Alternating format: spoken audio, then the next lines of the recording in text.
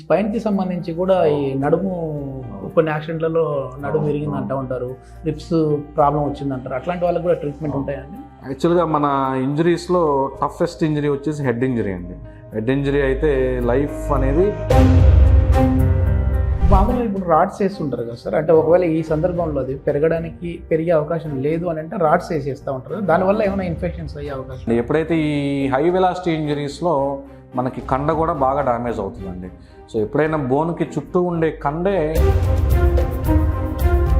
ఇప్పుడు బోన్ పెరిగే గుణం ఉంటుంది సార్. అంటే మామూలుగా లివర్కే అని అనుకుంటా ఉన్నాం. బోన్ కూడా యాక్చువల్గా మన బాడీ పార్ట్స్ అన్నిట్లో కూడా మిగతా అవయవాలు పెరిగినప్పుడు. Welcome to Suman TV. నేను మీ నవీన్. ప్రస్తుతం నేను గుంటూరులోని లక్ష్మణ్ ఆర్థోపెడిక్ కేర్ సెంటర్లో ఉన్నాను. మనతో ఉన్నారు ప్రముఖ ఆర్థోపెడిక్ సర్జన్, అదేవిధంగా గోల్డ్ మెడలిస్ట్ డాక్టర్ లక్ష్మీనారాయణ గారు. హాయ్ సార్, నమస్తే అండి. నమస్తే నారాయణ గారు. సార్, చాలా వరకు కూడా యూత్ మామూలుగా లేరు, ఇప్పుడు గాల్లో ఎగురుతూ ఉన్నారు. సో ఆ బైకులు కూడా హార్స్ పవర్ పెరిగి చాలా స్పీడ్గా వెళ్తూ ఉన్నారు. అట్లా పడినప్పుడు బాధాకరం ఏంటంటే సార్, మల్టిపుల్ ఇంజరీస్ అవుతూ ఉన్నాయి. కొద్దిమందికి ఏంటంటే ఫ్రాక్చర్ అయినప్పుడు ఆ బోన్ మొత్తం లేచిపోతూ ఉంది, అసలు బోనే ఉండట్లేదు వాళ్ళకి. అట్లాంటివి కూడా మీరు ఛాలెంజింగ్గా తీసుకొని సర్జరీలు చేశారు. సో ఏంటి, ఎట్లాంటి మల్టిపుల్ సర్జరీస్ అనేటివి మనకు డేంజర్, ఎట్లాంటి సందర్భాల్లో మీ దగ్గరికి వస్తే వాళ్ళ లైఫ్ అనేది సేవ్ అవుతుంది? నమస్తే అండి. మీరు అన్నట్టు ఓకే, టెక్నాలజీ ఇంప్రూవ్ అవటం, అడ్వాన్స్ అవటం మంచిదే ఒకందుకు. సో వాటి వల్ల కొన్ని ప్రాబ్లమ్స్ కూడా వస్తుంటాయి, ఏ తీసుకున్నా కూడా మనం. సో ఇట్లాగే ఈ హై హార్స్ పవర్ వెహికల్స్ రావటం వల్ల ఓకే, ఫస్ట్ ఆఫ్ ఆల్ ఇది హెల్మెట్ పెట్టుకోవాలండి. హెడ్ ఇంజరీ అనేది చాలా డేంజరు. బోన్ ఇంజరీస్ కన్నా కూడా హెడ్ ఇంజరీ అనేది స్పాట్లో లైఫ్ పోవడానికి కూడా అవకాశం ఉంటుంది కాబట్టి సో హెల్మెట్ అనేది కంపల్సరీ, అదొక వార్నింగ్ లాగా చెప్తున్నాం. తర్వాత వచ్చేసి ఈ హై పవర్ యాక్సిడెంట్స్ వల్ల మల్టిపుల్ ఫ్రాక్చర్స్ అవుతాయండి బోన్స్. అలాగే మల్టిపుల్ ఫ్రాక్చర్స్ అవడంతో పాటు ఆ బోన్ కూడా మన లెగ్ స్కిన్ చీల్చుకొని బయటకు వచ్చేస్తుంటాయి. సో ఎప్పుడైతే అలా బయటకు వచ్చినప్పుడు మన బయట ఎన్విరాన్మెంట్లో ఉన్న డర్ట్ అంతా మన లోపలికి వెళ్ళిపోవడానికి అవకాశం ఎక్కువ ఉంటుంది. అలాగే ఆ సిచ్యువేషన్లో ఒకసారి ఆ బోన్ పీసులు ఆ యాక్సిడెంట్లోనే మిస్ అయిపోతాయి, కొంత బయట పడిపోతాయి. సో వీటిని చాలా హై వెలాసిటీ ఇంజరీస్ అంటారండి. నా స్పెషాలిటీ వచ్చేసి మెయిన్ కాంప్లెక్స్ ట్రామా సర్జన్ అండి నేను. సో ఇలాంటి మల్టిపుల్ ఫ్రాక్చర్స్ని, ఆల్రెడీ బోన్ లాస్ అయిన సర్జరీస్ని మేము ఎక్కువగా చేశాము, ఇందులో స్పెషలైజ్ చేశాము. నార్మల్ ఫ్రాక్చర్స్ కూడా చేస్తాము, బట్ మెయిన్ స్పెషాలిటీ వచ్చేసి ఇట్లా ఏదన్నా ఛాలెంజింగ్ కాంప్లెక్స్ కేసులని ఎక్కువగా డీల్ చేస్తుంటామండి. సో వీటిలో ఏమవుతుందంటే, ఒకటి మల్టిపుల్గా ఫ్రాక్చర్స్ అవ్వటం ఒకటి ఛాలెంజింగ్, ఇంకొకటి ఒక్కొక్కసారి యాక్సిడెంట్ సైట్లో బోన్ లాస్ అయిపోతారు. సో దాన్ని మళ్ళీ ఒక్కోసారి 10 సెంటీమీటర్స్ బోను, ఒక్కోసారి 15 సెంటీమీటర్స్ బోను లాస్ అయిపోతారు. సో ఆ లాస్ అయిన బోన్ని మళ్ళీ తన ఓన్ బోన్ని ఒరిజినల్గా గ్రో చేయాల్సి వస్తుంది. ఆర్టిఫిషియల్ బోన్ సబ్స్టిట్యూట్స్ వచ్చినాయి, వాటికి ఇన్ఫెక్షన్ రిస్క్ ఎక్కువ ఉంటుంది, కొంత ఎఫర్డబిలిటీ ఇష్యూస్ ఉంటాయి, బోన్ బ్యాంక్స్ అని ఉన్నాయి. ఒక్కోసారి బోన్ పోయినప్పుడు ఆర్టిఫిషియల్ బోన్ కూడా పెడుతుంటాము. కానీ వాటికి ఎట్లాగైతే కిడ్నీ ట్రాన్స్ప్లాంట్, లివర్ ట్రాన్స్ప్లాంట్ లాగా స్టెరాయిడ్స్, ఇమ్యూనిటీ రిస్క్ ఉన్నప్పుడు ఇన్ఫెక్షన్స్ అయ్యే అవకాశాలు ఉంటాయి. సో మేము చేసేది అలా బోన్ సబ్స్టిట్యూట్స్ పెట్టము. మా స్పెషాలిటీలో ఆల్రెడీ మిగిలి ఉన్న బోన్ నుంచి న్యూ బోన్ను గ్రో చేస్తామండి.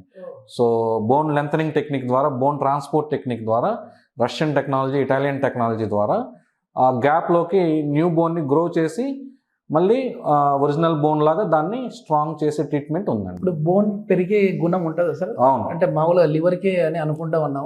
కూడా యాక్చువల్గా మన బాడీ పార్ట్స్ అన్నిట్లో కూడా మిగతా అవయవాలు పెరిగినప్పుడు స్కార్ టిష్యూ ఫామ్ అవుతుంది.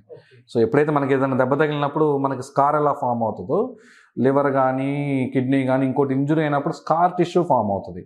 కానీ only one organ in our body original tissue form అయ్యేది బోన్ ఒకటేనండి. Bone will grow into bone, అంటే బోన్గానే గ్రో అవుతుంది, స్కార్ టిష్యూ ఫామ్ అవ్వదు. అది ఒక దేవుని క్రియేట్ చేసిన వండర్ అండి. ఆ వండర్ని యూజ్ చేసుకొని మేము ఈ రష్యన్ టెక్నాలజీ ద్వారా బోన్ని ఎంత కావాలంటే అంత గ్రో చేయగలుగుతున్నామండి. సో ఈ టెక్నిక్లో ఛాలెంజింగ్ సర్జరీయే, బోన్ పోయినా కూడా మళ్ళీ వాళ్ళ ఒరిజినల్ బోన్ని మేము గ్రో చేయగలం. ఓకే, ఇది అంటే టైం టేకెన్ అండి? అది ఎంత బోన్ పోయిన దాని మీద టైం డిసైడ్ అవుతుంది. ఎంత మేజర్ కమ్యూనిషన్ అంటాం, ముక్కలు అవటం, దాని మీద టైం డిపెండ్ అవుతుంది. కొన్ని 6 monthsలో అయిపోతాయి ట్రీట్మెంట్, కొన్ని 1 year పడతాయి, కొన్ని 2 years పట్టినవి కూడా ఉన్నాయి. ఇప్పుడు నేను చేసిన రీసెంట్ కేసులో ఒక పర్సన్కి ఆల్మోస్ట్ 22 సెంటీమీటర్స్ మోకాల కింద బోను యాక్సిడెంట్లో లాస్ అయిపోయాడు. Young patient, 22 centimeters and 9 inches 9 inches వరకు 9 inches. పాదం దగ్గర వరకు వచ్చేసింది. మొత్తం ఏం లేదు, పైన మోకాల కింద చిన్న బోన్ మిగిలింది, పాదం పైన చిన్న బోన్ మిగిలింది. సో అతను యంగ్ పేషెంట్, కాలు తీయించుకోమంటే ఎవరు తీయించుకోరు. తీయించుకోవడం కూడా అంత సజెషన్ కాదు. మేము దాన్ని ఛాలెంజింగ్గా తీసుకొని ఫస్ట్ ఆ గాయాలన్నీ మాన్పించాము. తర్వాత ఆ 22 సెంటీమీటర్స్ బోన్ని కూడా గ్రో చేశాము. ఇప్పుడు 2 years అయింది ఆల్మోస్ట్, ట్రీట్మెంట్ అయిపోయింది. ఇంకొక 1.5 inch షార్ట్ ఉన్నాడు. సో ఆ షార్ట్ను కూడా మేము తర్వాత ఇంకొక సిట్టింగ్లో లెంత్ చేయడానికి ప్రిపేర్ చేసాము. మామూలుగా ఇప్పుడు రాడ్స్ వేస్తుంటారు కదా సార్, అంటే ఒకవేళ ఈ సందర్భంలో అది పెరిగే అవకాశం లేదు అని అంటే రాడ్స్ వేసేస్తూ ఉంటారు, దానివల్ల ఏమైనా ఇన్ఫెక్షన్స్ అయ్యే అవకాశం? తప్పకుండా అండి. ఎప్పుడైతే ఈ హై వెలాసిటీ ఇంజరీస్లో మనకి కండ కూడా బాగా డ్యామేజ్ అవుతుందండి. సో ఎప్పుడైనా బోన్కి చుట్టూ ఉండే కండే దానికి న్యూట్రిషన్. సో ఎప్పుడైతే ఈ కండ డ్యామేజ్ అయిందో ఆ బోన్కి న్యూట్రిషన్, బ్లడ్ సర్క్యులేషన్ అన్నీ తగ్గిపోతాయి, ఇన్ఫెక్షన్ రిస్క్ అనేది పెరుగుతుంది. ఆ సిచ్యువేషన్లో మనం ఇంటర్నల్గా రాడ్ వేసినప్పుడు ఆల్రెడీ బ్లడ్ సర్క్యులేషన్ తగ్గిపోయి న్యూట్రిషన్ తగ్గిపోయిన బోన్కి లోపల రాడ్ వేయడం వల్ల ఫారిన్ మెటీరియల్ వచ్చేసి బ్యాక్టీరియాని అట్రాక్ట్ చేసేస్తుంది. వీళ్ళలో ఇన్ఫెక్షన్ రొటీన్ పీపుల్ కన్నా ఎక్కువ ఉంటుంది. సో వీళ్ళల్లో ఇంటర్నల్గా రాడ్ కన్నా కూడా బయట నుంచి రింగ్స్ లాగా ఇలా రింగ్స్ లాగా వస్తాయండి. ఇది రష్యన్ టెక్నాలజీ. ఇలా ఓపెన్గా మల్టిపుల్ ఫ్రాక్చర్స్ అయిన వాళ్ళకి ఈ రష్యన్ టెక్నాలజీలో మేము రింగ్స్ లాగా వేస్తే వీళ్ళకి ఇన్ఫెక్షన్ రిస్క్ అనేది చాలా తగ్గిపోతుంది. Okay okay. కొంతమంది ఇష్టపడరు, లోపల రాడ్డే కావాలంటుంటారు మాకు. వాళ్ళకి ఇన్ఫెక్షన్ రిస్క్ ఎక్స్ప్లెయిన్ చేసి ఆ రిస్క్ తీసుకొని చేయించుకుంటారు. నిజంగా ఇట్లాంటి మల్టిపుల్ ఫ్రాక్చర్స్ అయినప్పుడు అసలు బోనే ఉండదు అని అన్నప్పుడు, అంటే నిన్నటి వరకు నేను నడుస్తూ ఉన్నాను, ఆడుకుంటా ఉన్నాను, అందరితో కలిసి ఉన్నాను, ఇప్పుడు ఒక్కసారిగా నాకు కాలు లేదు, పోయింది అని అన్నప్పుడు వాళ్ళ ఫీల్ వేరే ఉంటుంది సార్. అంటే సూసైడ్ కేసుల వరకు కూడా వెళ్ళే వాళ్ళు ఉంటారు. అట్లాంటి వాళ్ళందరూ కూడా ఇప్పుడు చాలా ధైర్యం నింపే విధంగా ఉంది మీరు చెప్పే మాట. అంటే ఏమీ ప్రాబ్లం లేదు, ఒక 1.5 year 2 years లో మళ్ళీ వాళ్ళు నార్మల్ లైఫ్ లీడ్ చేయొచ్చు. అసలు ఆ ఇంజరీ అవ్వడం అనేది మంచిది కాదు ఫస్ట్ ఆఫ్ ఆల్. సో ఖచ్చితంగా జాగ్రత్తలు తీసుకోవాలి అంత ఇంజరీ అవ్వకుండా. ఇన్ కేస్ మన టైం వాగలేక అంత ఇంజరీ అయినా కూడా ఈ రోజుల్లో మేము అసలు కాల్ తీయటం అనేది ఆప్షన్ అసలు లేదు. పేషెంట్కి మేము ట్రీట్మెంట్ ప్రాసెస్ అంతా ఎక్స్ప్లెయిన్ చేసి టైం పీరియడ్, ఫైనాన్సెస్, పేరెంట్స్ తీసుకోవాల్సిన జాగ్రత్తలు అన్నీ ఎక్స్ప్లెయిన్ చేసేసి చక్కగా చేస్తున్నాము. అలాగే ఎప్పుడైనా ఎవరైనా మనం ఏదైనా మంచి ట్రీట్మెంట్ చెప్పినప్పుడు పేషెంట్స్ కూడా యాక్సెప్టెన్స్ కూడా ఖచ్చితంగా ఉంటుంది. మేము వాళ్ళకి ఖచ్చితంగా కాన్ఫిడెన్స్ ఇస్తాం. ఎందుకంటే మేము చేసి ఉన్న సర్జరీస్ చూపిస్తాము, చేయగల కెపాసిటీ ఉందని మేము చెప్పే మాటల్లోనే వాళ్ళకి అర్థమైపోతుంది. ఆ కాన్ఫిడెన్స్ మేము చెప్పాలి, వాళ్ళు తీసుకోవాలి. అప్పుడు మాతో ట్రీట్మెంట్కి వాళ్ళు అటాచ్ అవుతారు. వన్స్ అటాచ్ అయిపోయినాక మేము దాన్ని ఛాలెంజింగ్గా తీసుకొని సక్సెస్ చేయడానికి 100% ట్రై చేస్తాం. ఇప్పుడు ఆడుతూ అంటేనే చాలా వరకు కాళ్ళు చేతులు అనేది మనం మాట్లాడుతూ ఉంటాం, కానీ ఈ స్పైన్కి సంబంధించి కూడా ఈ నడుము కొన్ని యాక్సిడెంట్లలో నడుము విరిగింది అంటూ ఉంటారు, రిప్స్ ప్రాబ్లం వచ్చిందంటారు. అట్లాంటి వాళ్ళకి కూడా ట్రీట్మెంట్ ఉంటాయండి? యాక్చువల్గా మన ఇంజరీస్లో టఫెస్ట్ ఇంజరీ వచ్చేసి హెడ్ ఇంజరీ అండి. హెడ్ ఇంజరీ అయితే లైఫ్ అనేది రిస్క్. నెక్స్ట్ టఫెస్ట్ ఇంజరీ వచ్చేసి స్పైన్ ఇంజరీ అండి.